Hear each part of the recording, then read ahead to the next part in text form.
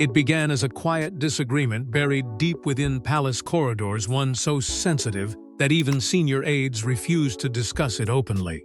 But when King Charles reportedly intervened in a decision concerning Princess Diana's legacy, the atmosphere inside royal circles changed overnight. What appeared to be a simple tribute soon became a battle over memory, loyalty, and the future of one of the monarchy's most sacred symbols. Before we go deeper into what this really means for the royal family, make sure to subscribe so you don't miss a single update. For years, Princess Diana's memory has occupied a unique place within the story of the modern monarchy. Long after her passing, her influence continued to shape public perception, family relationships, and even the direction of the crown itself. That is why reports of a major tribute being planned in her honor immediately attracted attention among those who closely follow royal affairs. At first, the preparations seemed routine. Palace teams were reportedly discussing commemorative elements, reviewing historical records, and considering ways to ensure that Diana's legacy would continue to resonate with future generations. Yet, beneath the surface, insiders began noticing something unusual. Conversations that would normally move smoothly through official channels appeared to slow down. Meetings became more frequent. Certain advisors were suddenly excluded from discussions, and those who did have access reportedly left those meetings carrying a sense of unease. According to royal whispers, Queen Camilla was involved in helping shape aspects of the tribute planning. While such involvement may have seemed ordinary given her position within the institution, it allegedly prompted concerns among several senior figures who believed that any tribute connected to Diana required extraordinary sensitivity. Different interpretations of those early discussions began circulating through royal circles. Some suggested there were disagreements over presentation. Others hinted at deeper concerns regarding how Diana's story would be remembered and who would ultimately influence that narrative. Whatever the truth may have been, the growing tension became impossible to ignore. As weeks passed, reports suggest that senior advisors found themselves increasingly divided. Some favored moving forward with proposed changes, believing they reflected the monarchy's evolving identity. Others reportedly argued that Diana's legacy stood apart from ordinary royal projects and should remain protected from reinterpretation. The disagreement remained hidden from public view, but inside palace walls, it was becoming one of the most sensitive discussions of the year. Insiders whisper that even routine meetings carried an unusual level of caution, with participants carefully choosing their words and avoiding direct confrontation. Then came the development that transformed concern into genuine alarm. King Charles, who was not initially expected to become personally involved, reportedly requested a detailed review of the tribute plans. That request immediately altered the atmosphere surrounding the entire project. Advisors who had previously viewed the matter as an internal administrative issue suddenly realized that the king himself wanted answers. Questions emerged about what had prompted his interest. Had he been alerted by concerned officials? Had he reviewed information that others had overlooked? Or had he simply recognized that any decision connected to Diana would inevitably carry consequences far beyond a single memorial? Those questions only fueled further speculation. Palace administrative circles reportedly became consumed by uncertainty as rumors spread that Charles was preparing a dramatic intervention.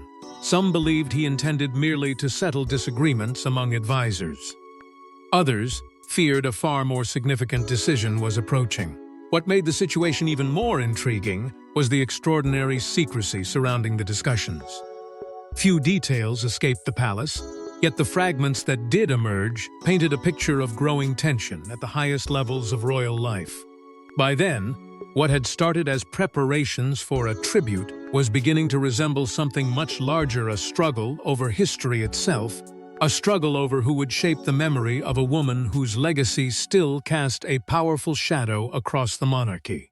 And as the king continued reviewing the matter behind closed doors, those closest to the institution sensed that the real story had not yet begun to unfold.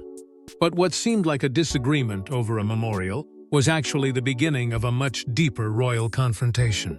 The tribute was supposed to unite the family around Princess Diana's memory. Instead, it reportedly exposed divisions that had been quietly growing for years. Behind carefully managed smiles and official statements, competing visions of Diana's place in royal history were beginning to collide. What made the situation so remarkable was that nobody appeared willing to challenge Diana's importance. The disagreement was not about whether she should be honored. It was about how she should be remembered. That distinction may have seemed minor to outsiders, but within royal circles it carried enormous weight. As King Charles continued reviewing the matter, reports suggest that advisors found themselves drawn into increasingly passionate debates about the future of one of the monarchy's most powerful legacies. What had once been a straightforward tribute project was rapidly becoming a struggle between preservation and reinvention. According to palace whispers, proposed plans reportedly included adjustments to both the presentation and messaging of the tribute. Supporters of those changes allegedly argued that the monarchy must evolve with each generation. They believed Diana's story could be presented in a way that connected more directly with modern audiences while reflecting the institution's current direction. To them, adaptation was not disrespect, it was survival. Yet not everyone shared that view. Other advisors reportedly pushed back with equal determination, warning that even subtle changes risked altering the essence of what Diana represented to millions around the world. They believed her legacy had already earned its place in history and should remain untouched by contemporary interpretations. As these competing philosophies collided, tensions that had been hidden beneath years of royal discipline reportedly began surfacing. Senior palace staff found themselves quietly choosing sides. Meetings that once focused on logistics increasingly became discussions about principles. Every proposed adjustment was scrutinized. Every recommendation carried greater significance than before. Insiders claim that what started as a debate over wording and presentation gradually evolved into something much more profound, a debate about who ultimately controls history once the people who lived it are gone. Throughout this period, Prince William and Princess Catherine were allegedly kept informed of developments. Their reported involvement added another layer of sensitivity to an already delicate situation. Diana was not merely a historical figure to them. She was family, she was memory, she was loss, and according to various royal sources, concerns began emerging about how the public might react if changes were perceived as diminishing the woman many still regarded as the people's princess. Advisors reportedly understood that any controversy connected to Diana carried risks unlike almost any other royal issue. Public sentiment remained powerful, emotional, unpredictable. One wrong decision could transform a commemorative event into a public relations storm. The deeper the discussions went, the more divided senior staff reportedly became. Some believed modernization was inevitable. Others viewed it as a dangerous gamble. Behind closed doors, arguments were said to intensify as participants attempted to balance respect for history with the realities of a changing monarchy. What made the situation even more complicated was the growing realization that there might not be a compromise capable of satisfying everyone. Every proposal seemed to create new questions. Every attempt to move forward revealed another obstacle. And as uncertainty spread through palace administrative circles, the debate slowly reached the highest level of the institution. By the time King Charles became fully aware of the growing divisions, the tribute had become far more than a ceremonial project. It had become a test of leadership, judgment, and loyalty. Advisors reportedly presented competing viewpoints, each claiming to protect Diana's legacy in their own way. Yet beneath those arguments lurked a deeper fear that the monarchy was approaching a crossroads where every decision carried consequences extending far beyond a single tribute. And as discussions intensified, one particular proposal reportedly crossed a line that some believed should never have been touched. According to whispers circulating through royal circles, a specific change to the tribute plan triggered alarm among several senior figures. What had started as routine planning suddenly became a matter of principle, legacy, and royal authority. The deeper King Charles's advisors looked into the growing dispute. the clearer it became that the conflict was no longer centered on logistics or ceremonial details. Something far more significant had emerged. Reports suggest that proposed modifications to key elements of the tribute had begun, raising concerns among individuals who rarely involved themselves in public disagreements. What made the situation so sensitive was not necessarily the scale of the proposed changes, but what those changes symbolized. To some, they represented modernization. To others, they represented the gradual rewriting of a legacy that many believed should remain untouched. As discussions continued behind closed doors, insiders allegedly began expressing growing unease. Different versions of the story circulated throughout royal circles, but they all pointed toward the same troubling reality. The tribute had become a battleground. What should have been a celebration of Princess Diana's enduring influence was increasingly being viewed through the lens of competing priorities and conflicting loyalties. Some advisors reportedly believed the proposed adjustments would help position Diana's story within the context of a changing monarchy. Others viewed the very same proposals as a dangerous departure from the spirit of what Diana represented. That disagreement alone would have been difficult enough. But according to Palace Whispers, several veterans of royal service allegedly issued quiet warnings that the situation was moving in a dangerous direction.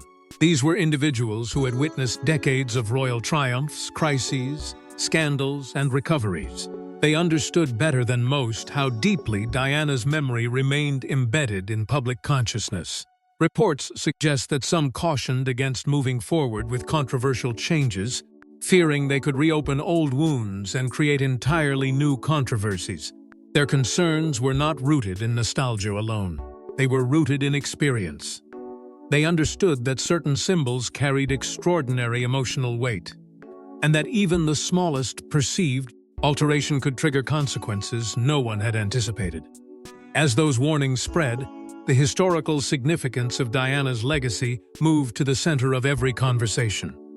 Suddenly, discussions were no longer focused on schedules, presentations, or messaging. They were focused on meaning. Diana's story represented sacrifice, transformation, heartbreak, and public devotion. To millions, she remained far more than a former royal figure. She had become part of the monarchy's modern identity. That reality made every decision surrounding the tribute exponentially more sensitive. Every recommendation carried implications. Every proposed revision invited scrutiny. Every conversation seemed to reveal another layer of complexity. Soon, advisors throughout multiple branches of the royal household reportedly began preparing competing recommendations. Some advocated caution. Others encouraged progress.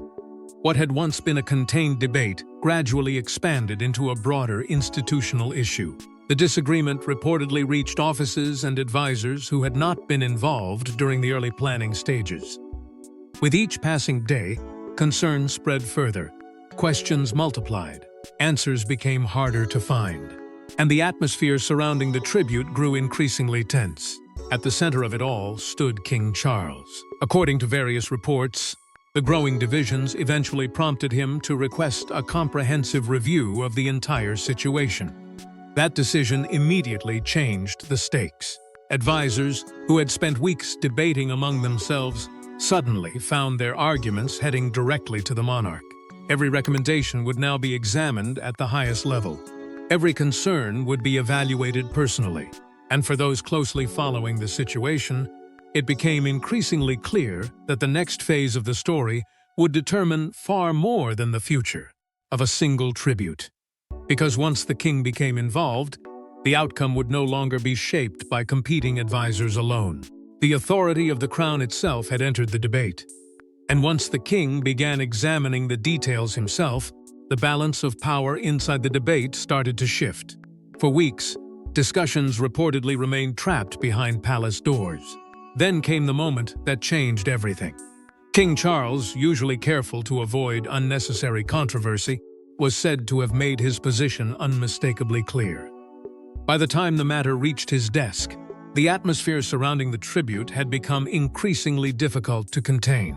What began as quiet disagreement had evolved into a conflict involving advisors, historians, palace officials and members of the wider royal household. Reports suggest that King Charles understood immediately that this was no longer a routine administrative issue. It had become a question of legacy, a question of responsibility, and perhaps most importantly, a question of whether one of the most influential figures in modern royal history would be remembered according to tradition or reshaped according to changing priorities. According to Palace Whispers, Charles spent considerable time studying competing proposals placed before him. Advisors reportedly presented arguments from every angle.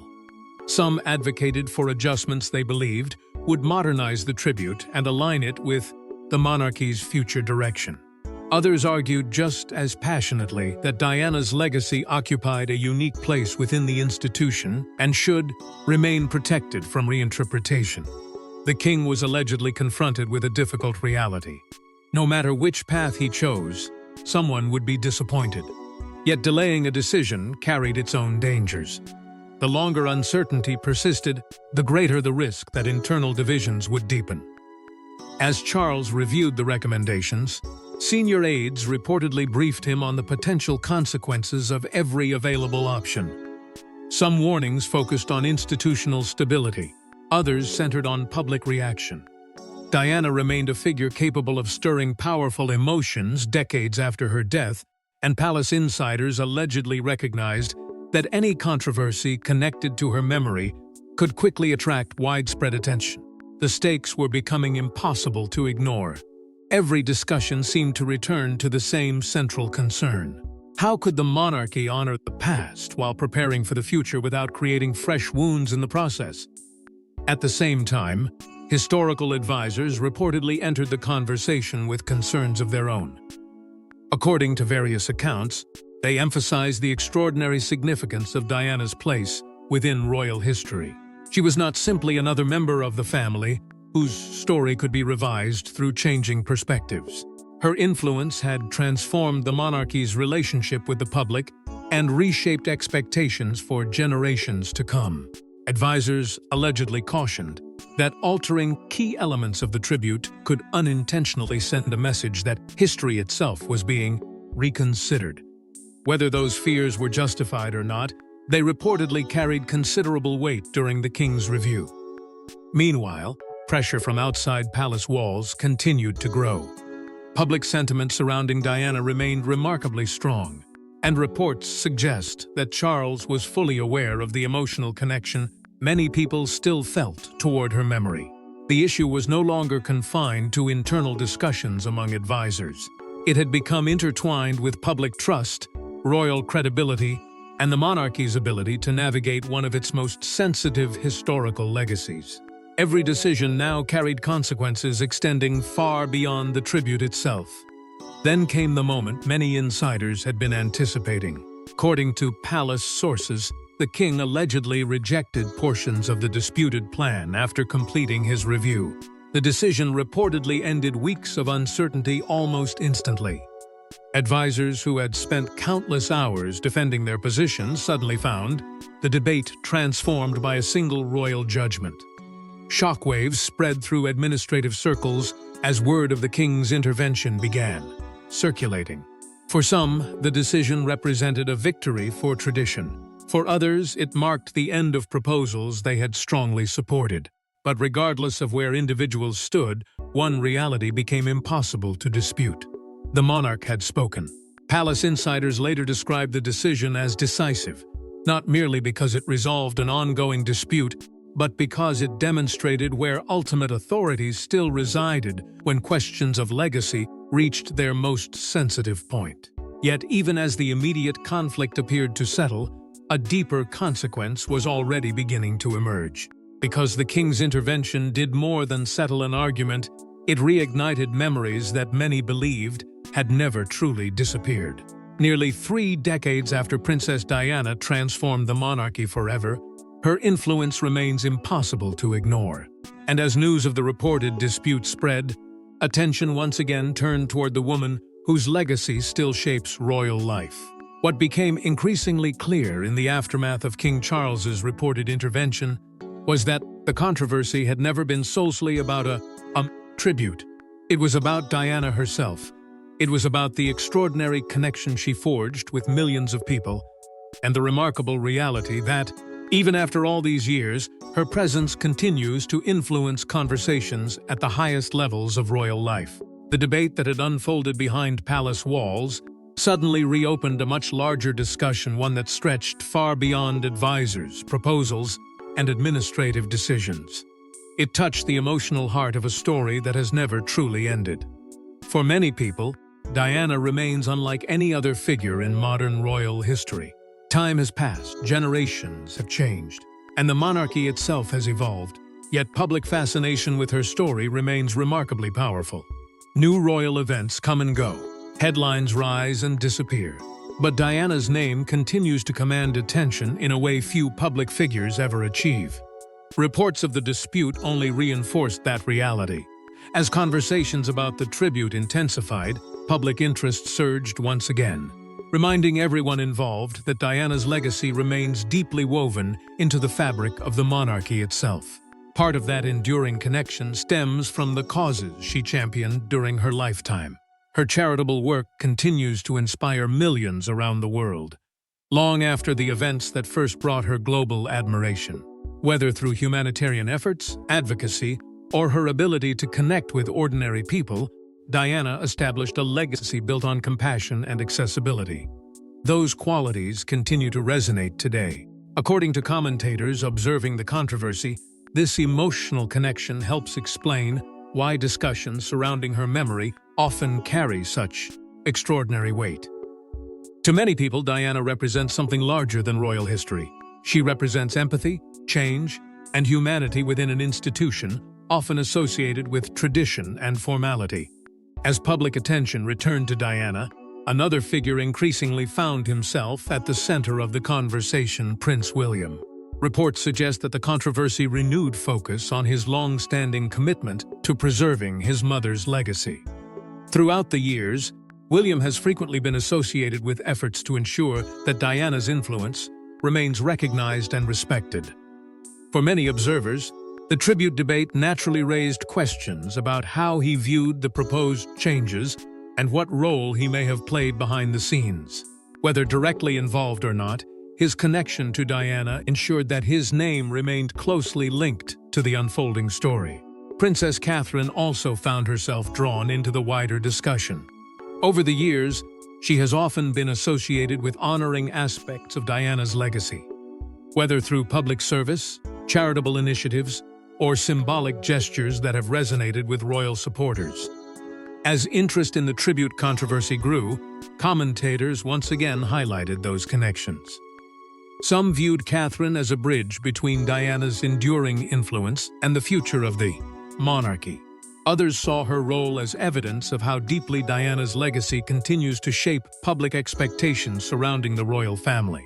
Meanwhile, royal commentators across newspapers, television programs, and public forums began weighing in on the significance of the dispute. Opinions differed, but one theme emerged consistently. Diana's historical role remained central to the conversation. The debate had reignited broader questions about memory, legacy, and how history should be preserved. Public sympathy, according to many observers, appeared firmly connected to Diana herself. The emotional bond remained as powerful as ever, reminding the monarchy that some legacies cannot be easily redefined or reshaped. Yet while the public focused on Diana, another question was quietly emerging behind palace walls. No figure found herself more closely connected to the controversy than Queen Camilla. Fairly or unfairly, every discussion about Diana's legacy inevitably draws attention back to old chapters of royal history.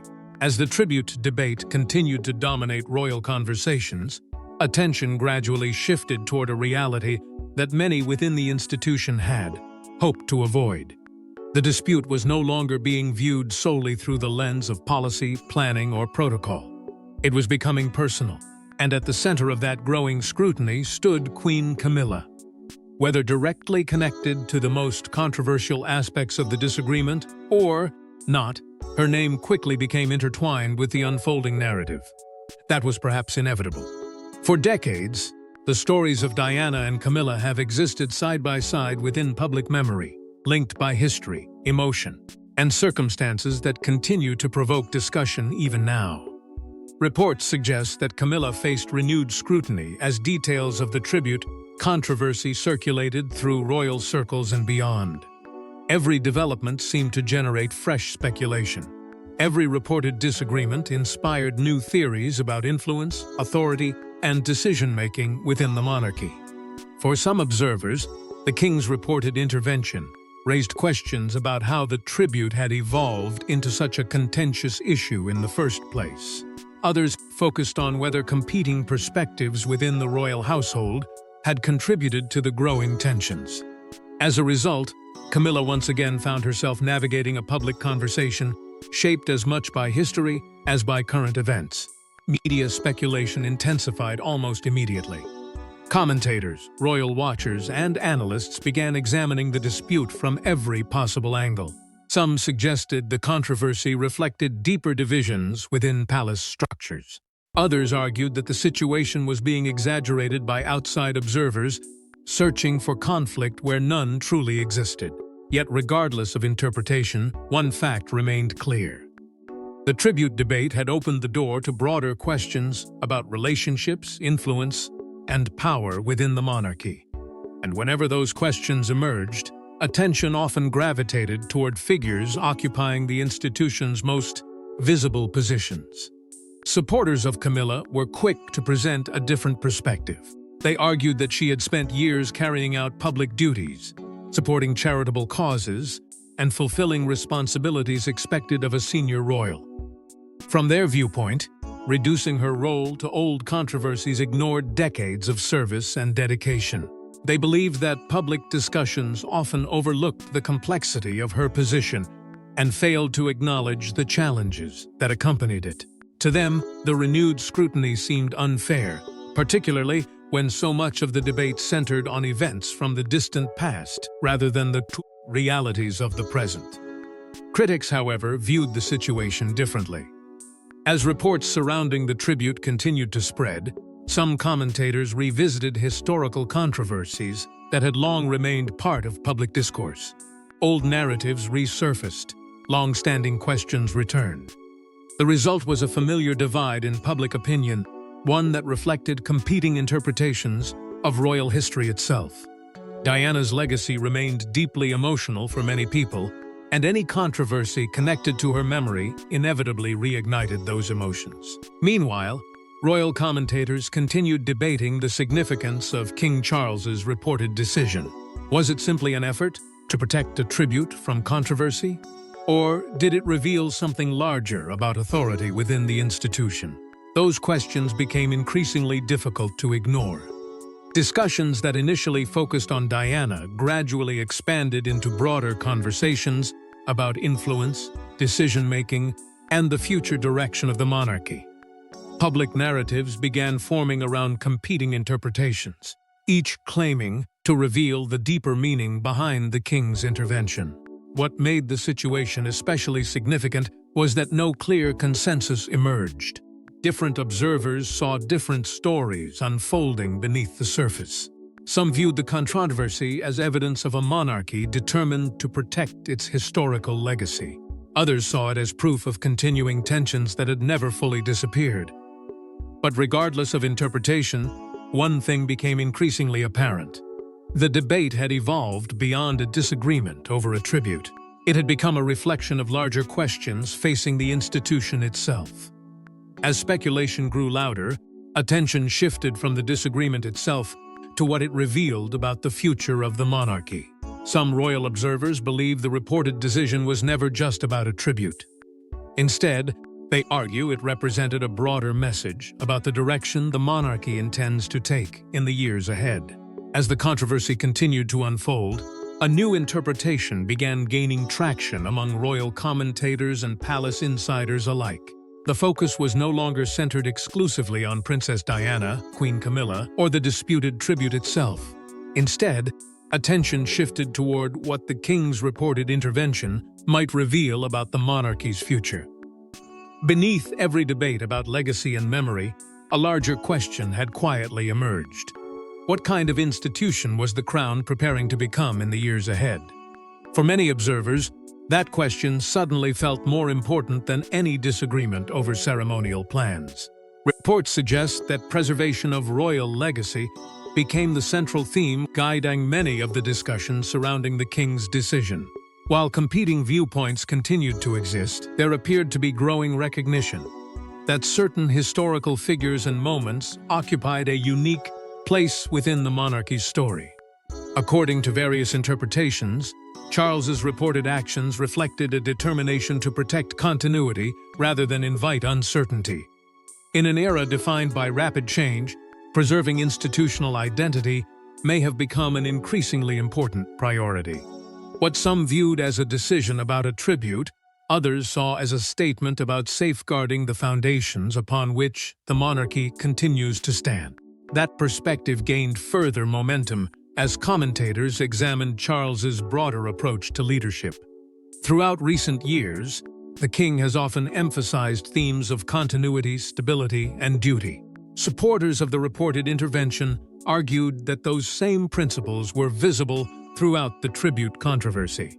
They believed the decision reflected a desire to avoid unnecessary division and ensure that sensitive aspects of royal history remained treated with care.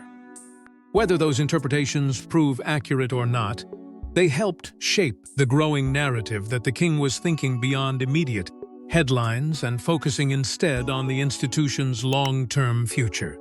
At the same time, renewed attention began turning toward Prince William. The controversy may have centered on the past, but many observers believed it also highlighted the future. William's role within the monarchy has become increasingly significant with each passing year, and discussions surrounding Diana's legacy naturally drew attention to the future king, who remains most closely connected to that history.